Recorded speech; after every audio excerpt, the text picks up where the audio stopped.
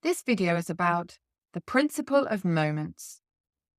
A moment is a turning effect about a pivot, created by applying a force to a lever. Here, the spanner is the lever and the nut the pivot. A force is applied to the handle. A moment is calculated using the equation moment equals force times perpendicular distance from the pivot. The perpendicular distance is the distance at right angles to the direction of the force applied. The units for moments are Newton meters or Newton centimeters. This comes from the units of newtons for force and the units of meters or centimeters for distance. This diagram shows another common type of lever, a beam balancing on a pivot. The principle of moments states that if an object is balanced, the total clockwise moment about a pivot equals the total anti-clockwise moment about that pivot. This means that the moments acting in the clockwise direction are equal to the forces or moments acting in the anti-clockwise direction. Consider the moments acting in the clockwise direction. These are equal to the moments acting in the anti-clockwise direction. In the diagram, force 2 times distance 2 is equal to force 1 times distance 1 plus force 3 times distance 3. This worked example is about James using a spanner to loosen a nut.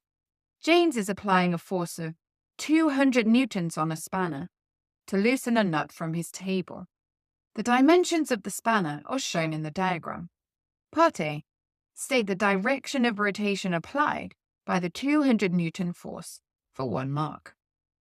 Look at the diagram carefully and imagine a clock face. Drawing an arrow continuing the motion of the spanner shows that this is a clockwise rotation for 1 mark. Extending the force arrows is the key to understanding what is happening, especially in more complex moment questions.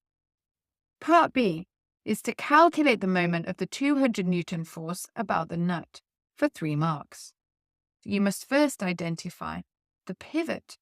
In this question, this is the nut. The lever, the part of the system the force is being applied to. In this question, this is the spanner. The load in this question is the 200 Newton force from James moving the spanner clockwise. Recall the equation for calculating a moment. 1 mark. Substitute the quantities. Find the perpendicular distance to the load. Continue the force arrow until it joins with the distance at right angles. The question says the answer must be written in Newton meters. Hence, the distance perpendicular to the load is 20 centimeters, which is 0.2 meters. A moment is equal to 200 times 0.2 for the second mark. Now calculate the moment.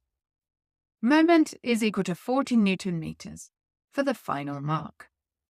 Always show your working for each step. Part C is to explain why James cannot move the nut using his hands, but it begins to turn when he uses the spanner for 3 marks. We know that moment equals force times distance for the first mark. The question says it is easier for James to turn the nut using a spanner instead of his hands. This implies that the spanner provides a larger moment for the second mark. James is providing a constant force, so he can get a larger moment from turning at a greater distance from the pivot, which is what the spanner provides for the third mark.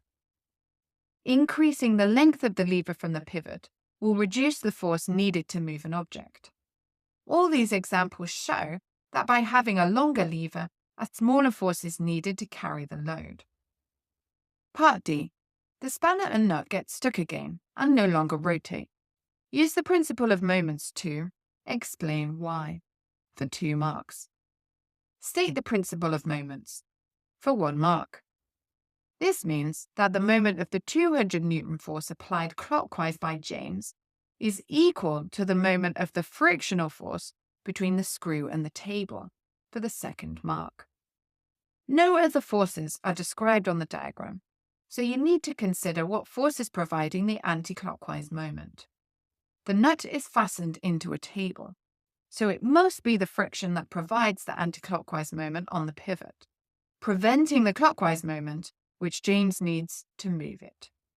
In summary, a moment is defined by a turning effect on a pivot. Moments can have a clockwise or an anti-clockwise direction. The direction used to calculate a moment is equal to force times perpendicular distance. A moment can be increased by increasing the magnitude of the force and increasing the length. The principle of moments states that if an object is balanced, the total clockwise moment about a pivot equals the total anti-clockwise moment about that pivot.